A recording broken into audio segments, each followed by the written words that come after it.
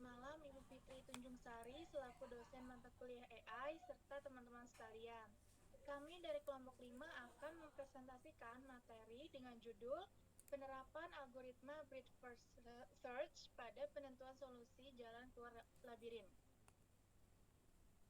Sebelumnya perkenankan kami memperkenalkan anggota kelompok kami, yaitu saya sendiri Tania Azara, lalu ada Septiana Dewi, lalu ada Yunisa Salsabila, dan terakhir ada Aloysius Gonzaga Ferrell.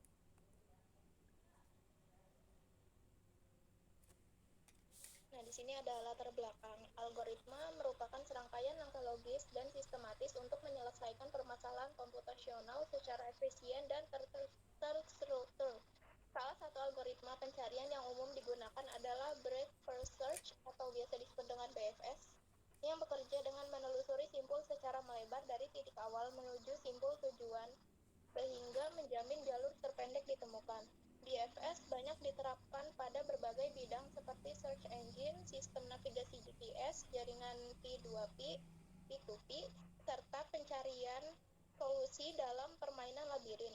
Dalam konteks labirin, setiap lorong dan simpangan dapat dipresentasikan sebagai graf tidak berarah, di mana BFS digunakan untuk menelusuri jalur keluar secara sistematis tanpa pengulangan jalur yang sama, sehingga lebih efisien dibandingkan metode manual atau brute force dan memastikan solusi ditemukan jika memang tersedia.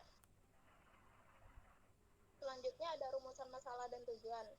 Untuk rumusan masalahnya, bagaimana algoritma BFS dapat digunakan untuk menemukan jalur keluar dari sebuah labirin.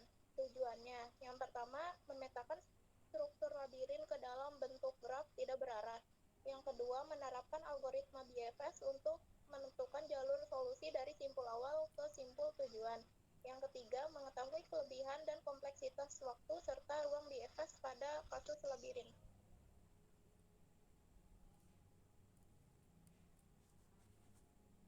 Baik, di sini ada landasan teori graf.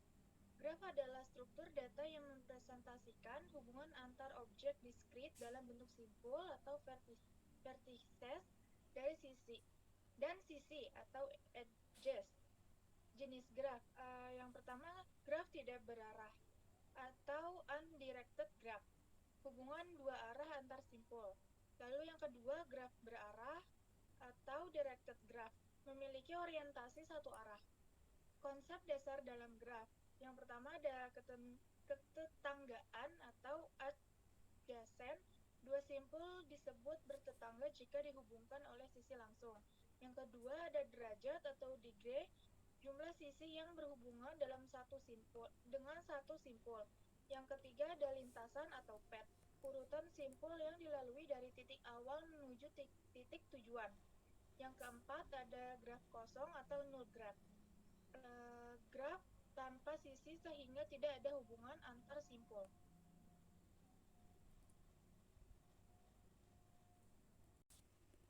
Lalu ada landasan teori algoritma BFS. BFS atau Breadth First Search menelusuri simpul secara melebar dari akar ke level berikutnya, menggunakan struktur data QW atau antrian untuk menyimpan simpul yang belum ditelusuri. BFF termasuk complete algorithm, artinya selalu menemukan solusi jika tersedia. Langkah umum algoritma BFS, tentukan simpul awal sebagai akar, start node, masukkan simpul awal ke dalam antrian dan tanda sebagai telah dikunjungi. Ambil simpul pertama dari antrian untuk ditelusuri, tambahkan semua simpul tetangga yang belum dikunjungi ke dalam antrian. Ulangi proses hingga simpul tujuan ditemukan atau semua simpul telah ditelusuri. Karakteristik BFS termasuk algoritma komplit, selalu menemukan solusi jika ada, menemukan jalur terpendek pada graf tanpa bobot, kompleksitas waktu dan ruang. O dalam kurung B itu apa anjir bacanya gila? Pangkat O pangkat B pangkat B. O dalam kurung B pangkat D, di mana B adalah branching faktor dan D adalah kedalaman solusi.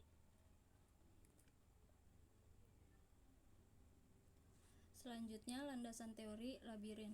Labirin adalah sistem lorong berliku dengan banyak persimpangan yang saling terhubung. Permasalahan utama dalam labirin adalah menemukan jalur keluar di antara banyak kemungkinan arah dan jalan buntu. Penyelesaian manual atau brute force tidak efisien karena harus menelusuri semua jalur dengan merepresentasikan labirin sebagai graf tidak berarah. Algoritma Breadth First Search atau BFS dapat menelusuri simpul secara sistematis dan efisien, menjamin ditemukannya jalur keluar jika memang tersedia. Selanjutnya, analisis penerapan BFS. Langkah-langkah penyelesaiannya: yang pertama, pemetaan jalur labirin menjadi graf tidak berarah. Kedua, setiap ruangan di labirin menjadi simpul. Yang ketiga, setiap hubungan antar ruang menjadi sisi. Yang keempat, implementasi algoritma BFS pada graf. Yang kelima, BFS menelusuri simpul dari titik awal sampai titik tujuan.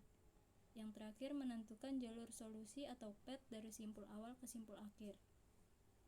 Kelebihannya: yang pertama, BFS tidak perlu menjelajahi semua jalur seperti brute force. Yang kedua, menemukan solusi terpendek dengan efisien. Yang ketiga, dapat diterapkan untuk labirin apapun selama representasi graf tersedia.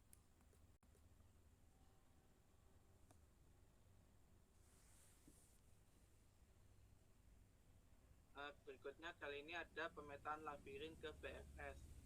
Di sini ada contoh pemetaannya, yaitu setiap ruangan S, A, B, C, D, E, F, G, H, I, J disimbolkan sebagai simpul tunggal.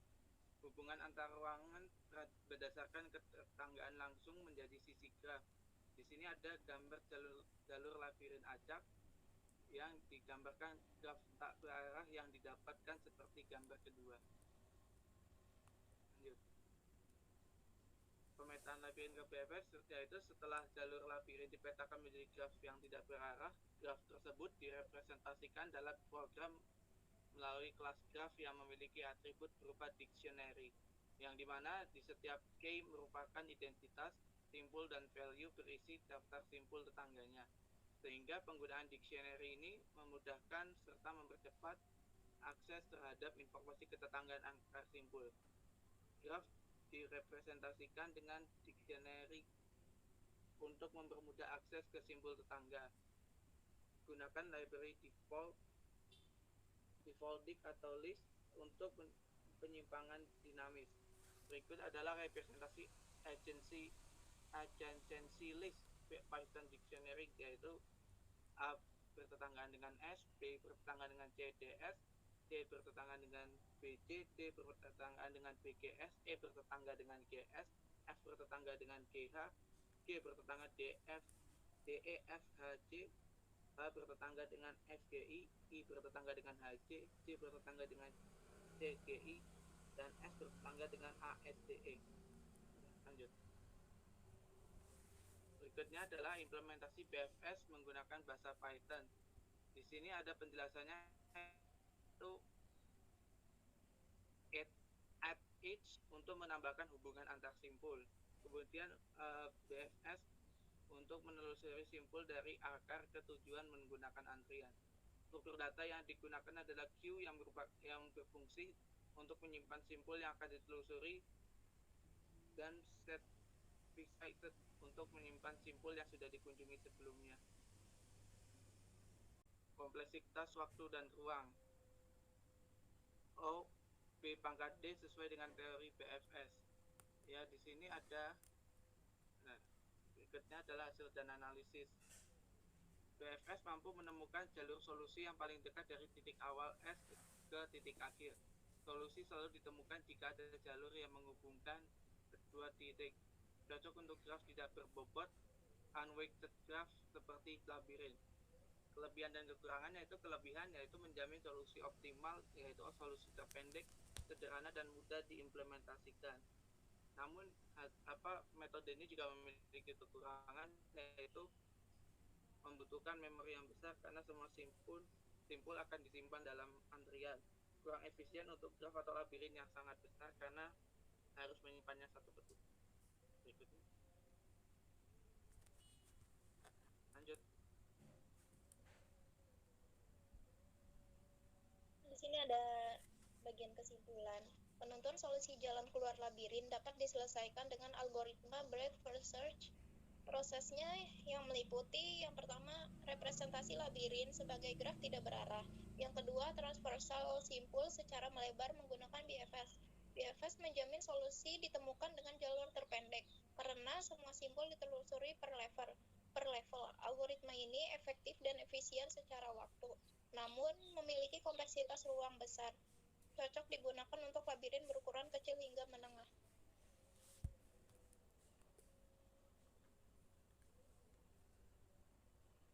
Baik, terima kasih atas perhatian dan dari teman-teman dan ibu dosen. Wassalamualaikum warahmatullahi wabarakatuh.